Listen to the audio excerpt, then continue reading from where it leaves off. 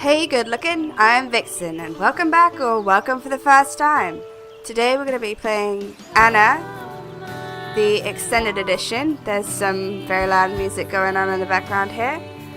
Yeah, so this is the extended edition of Anna, which I think came out quite a long time ago. I've never played it. Don't know what the extended edition has in store, but let's find out. That was louder than I thought it was going to be.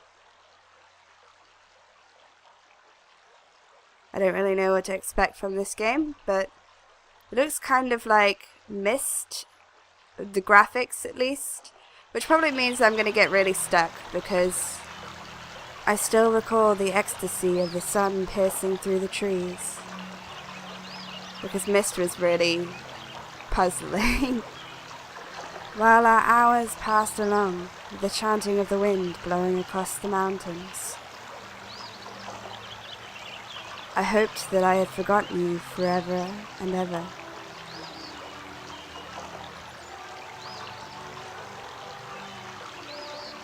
Anna, my love.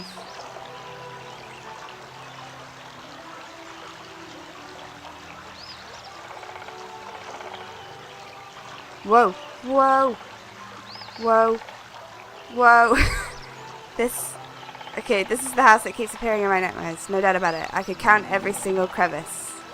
How did I end up here anyway? I feel as if I walked here in a trance.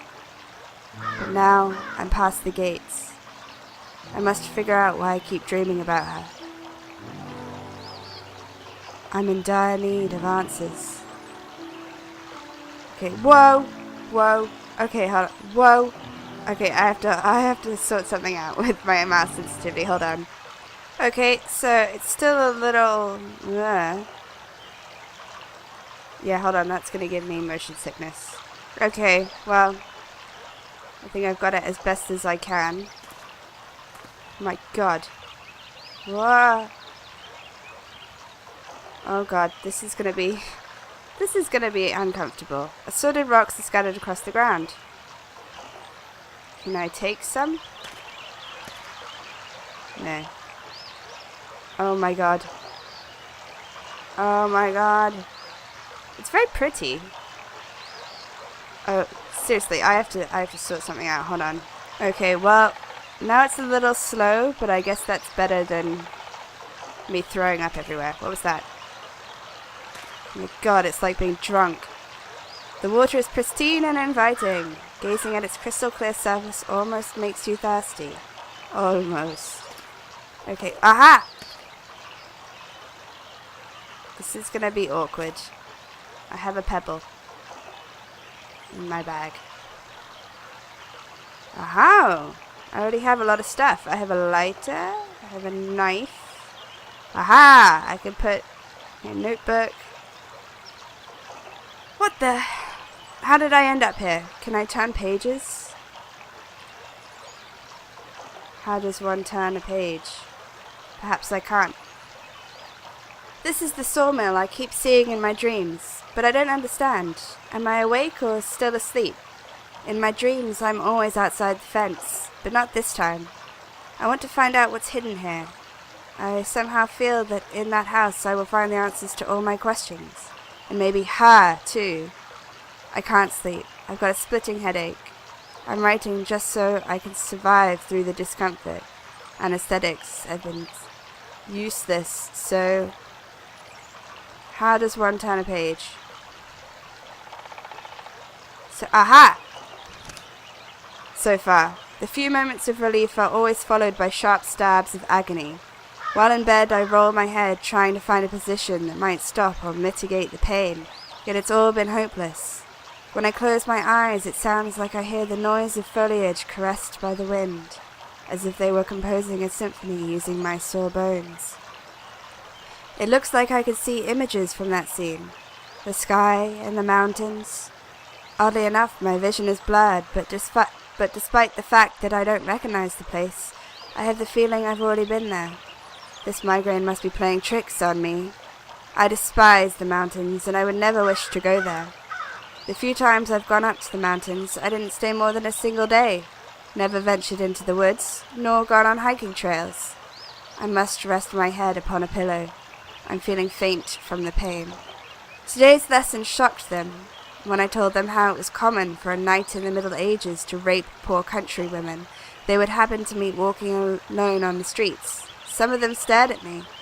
The girls in particular seemed aghast and disturbed. Well, it is quite disturbing. As if I were telling them a fictitious story.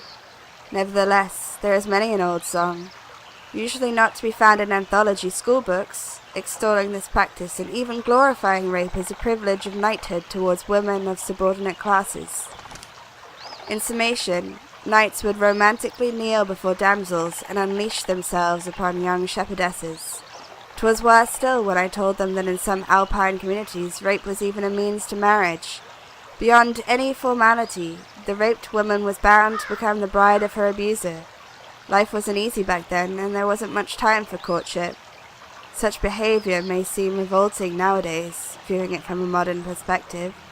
Yet what's even more terrifying is how human beings have forgotten the memories of those perpetrated horrors, and how they tend to willingly ignore them when put before their very eyes. Struggling with feelings of disgust caused by the topic of said lesson I taught yesterday. Some students have even begun giving me the title of Professor Pervert. If that bloody headache hadn't returned, I'd have even laughed at such a stupid and unimaginative nickname. Today something peculiar happened. While I was searching for some stuff, just some souvenirs I guess, amid a mess of old cardboard boxes in the cellar, I noticed an unfamiliar box half buried among the others. I often go down to the basement, but I had never noticed this one before. I didn't even recognize it, therefore I immediately decided to find out what was inside. Reaching it wasn't an easy task. I had to move a couple of big boxes full of ethnic junk just to clear my way through. Why do I keep all this garbage? But eventually I managed to take it out of that heap. I found some photos inside. They had been placed in a makeshift envelope made out of sheets of manila paper tied with twine. A note rested on the package, which had turned completely yellow, and on the note was written, Dias Valley. Those photos can't be mine. I've never been to that place. In truth, I've never been to the Aosta Valley region at all. I don't know why, but discovering those photos filled me with unease. I brought them home, but I haven't found the courage to look at them yet. I woke up several times tonight. Each time I walked past the envelope containing the photos, convinced that I would open it. I always refrained from doing so. The headaches have returned, stronger than ever, with those visions of trees. In the moments of most intense pain, I believe I even heard a voice, or was it perhaps whistling? I can't sleep anymore. Why haven't I found the courage to look at those photos? Today I gave a terrible lecture, for I was in a gloomy mood and my students took notice of it. I often jabbered gibberish rather than teaching. I became aware of it, but I wasn't able to get a firm grip on myself. My thoughts were jumbled in my mouth. I don't know why, but I can't stop thinking about those photographs during every single instant of the day. They say that I suddenly began to fix my gaze upon one of the co-ed ladies. Marco, my assistant, told me that I stood frozen like that for an entire minute in complete silence. He said I had an absent stare. What does that mean? Luckily, I pulled myself together and continued talking, as if nothing had happened. I can't remember anything. It was like a kind of blackout in my coherent stream of consciousness. The Mother Goddess. I gave a lecture on this particular topic today. When I introduced the concept of the Vesica Piscis, they all burst into laughter. One immediately pointed out that it looked like a vagina.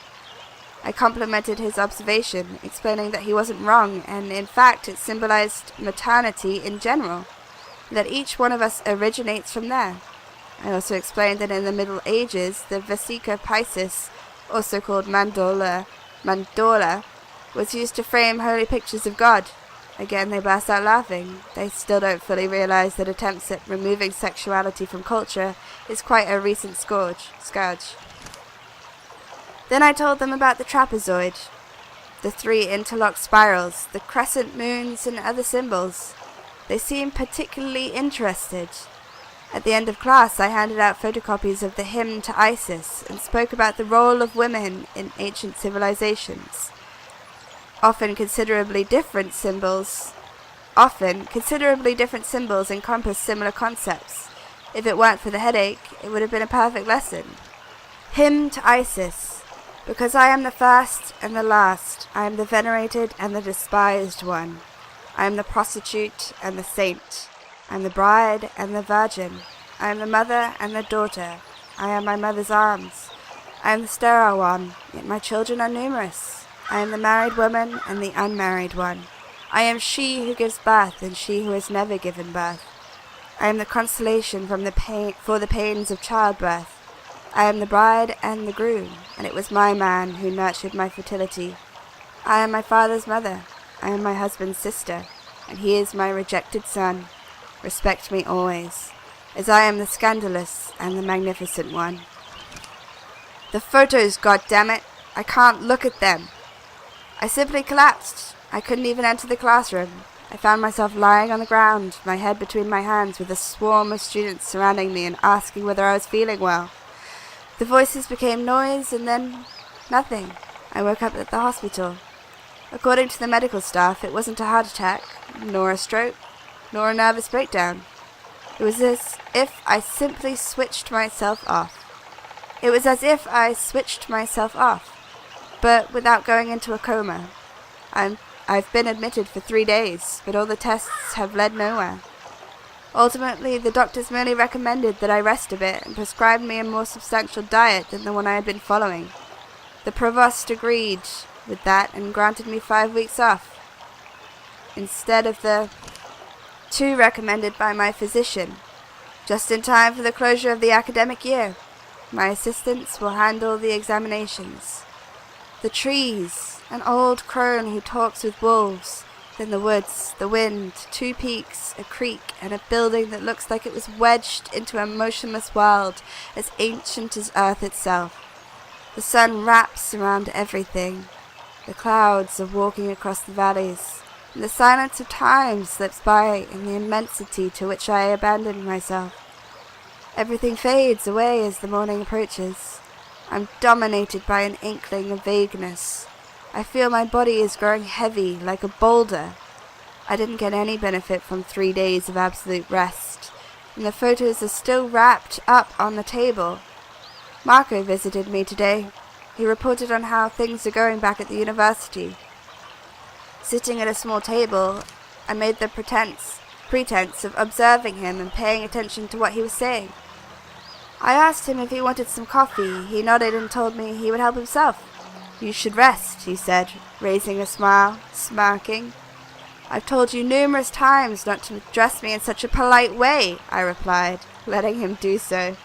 A few minutes later, he returned from the kitchen carrying a little tray with 2 coffee cups. He's so clumsy, he stumbled, spilling the steaming hot coffee on the package with the photos inside. Everything happened as quick as a flash.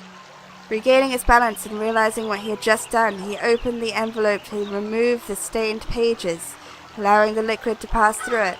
Without uttering a word, he handed me the photographs while he cleaned.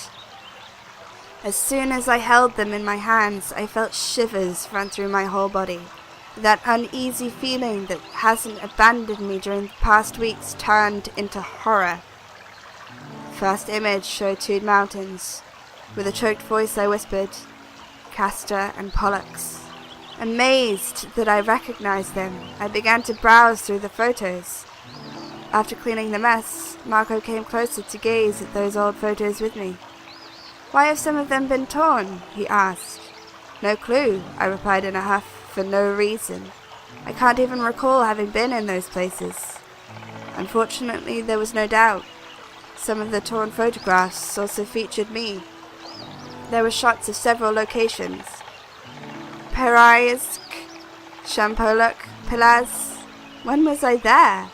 Who was with me? Why were those photos ripped apart?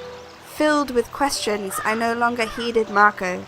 So after a couple of minutes, he fabricated some excuse I didn't even hear so that he could take leave. I flipped through the photos more and more fervently, as if they were a dream sequence of which I was seeking to make sense. Only after many hours did I stand up from the chair to lay the photos on the table, and only then did I notice that one of the photographs had fallen to the ground underneath it. It must have fallen when Marco removed them from the envelope to save them from the coffee. I picked it up, looked at it for a few seconds, and then fell upon the floor, limp as a corpse.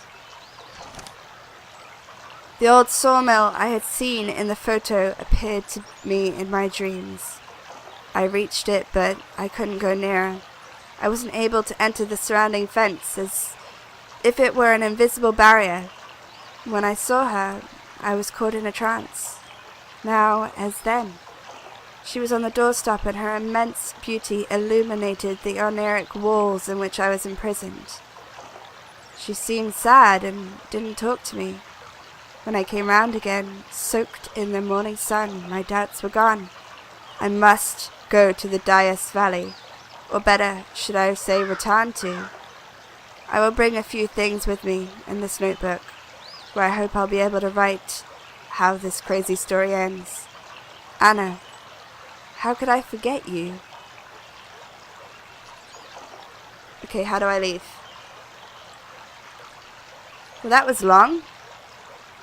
Let's see what else there is here. There's documents. Mobile phone. No signal. Perhaps for the best, since I'm in no mood to speak with anyone. That's perfect. Great. What the hell is that? It's an eye tree. That's good. That is good. Okay, well, I think... There we go. Okay, get rid of this. I could fill this at the... God, these controls. Oh, God. There, fill it. Perfect. I don't even know what I just said. Okay, well, that was a really long, I guess, introduction. Oh, my freaking God. Window is bolted. These controls are gonna just kill me. This is all the brick. These controls are so ridiculous! There's a giant rock. It's very, very bright. Aha! There's something. Flat pebble. I want it. Oh, I see. Pile of rocks. Is there something? Aha! Look up. Hold on a second.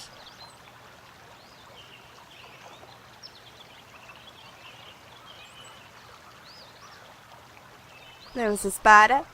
Dirty object. So I guess I can clean it. Flowers. Do I need the flowers? Is it a tomb? Is this... Whoa! Is this going to be some Blair Witchy stuff? Oh my God, these controls! Aha! There was something there. Maple leaves. I'll take one. Why not more? Okay. Well, there was a dirty object, so I should be able to wash it in the stream, but let's just keep... Thank you. I guess I can't leave. Oh my God, this sensitivity is just gonna be the death of me.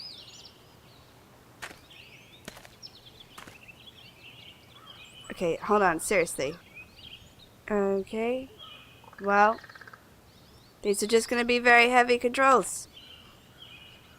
Hopefully it's not so terrible to look at. I saw a branch here or something I could pick up. Aha! Easy does it. Good. Just gonna have to be very, very careful with the frickin' hell. I don't know if this is just me or if this is... Can I pick up this rock? Aha! These pebbles are all gonna be mine if I can actually... I only need one, apparently. Is it... Aha! A door.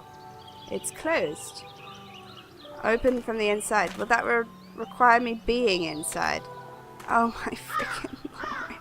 Hold on. Okay, well, we're just gonna have to... Good lord. Freaking hell! Well, whoops. Just go freaking...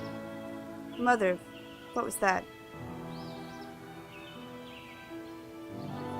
There's another pile of rocks. I can't click on... Okay, seriously, I have to do something about this. Well, it's just gonna have to do, isn't it? Maybe if I turn the settings down. Okay, maybe that works better. Not really.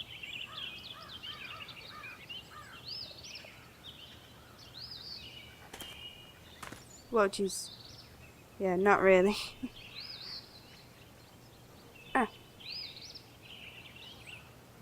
Well...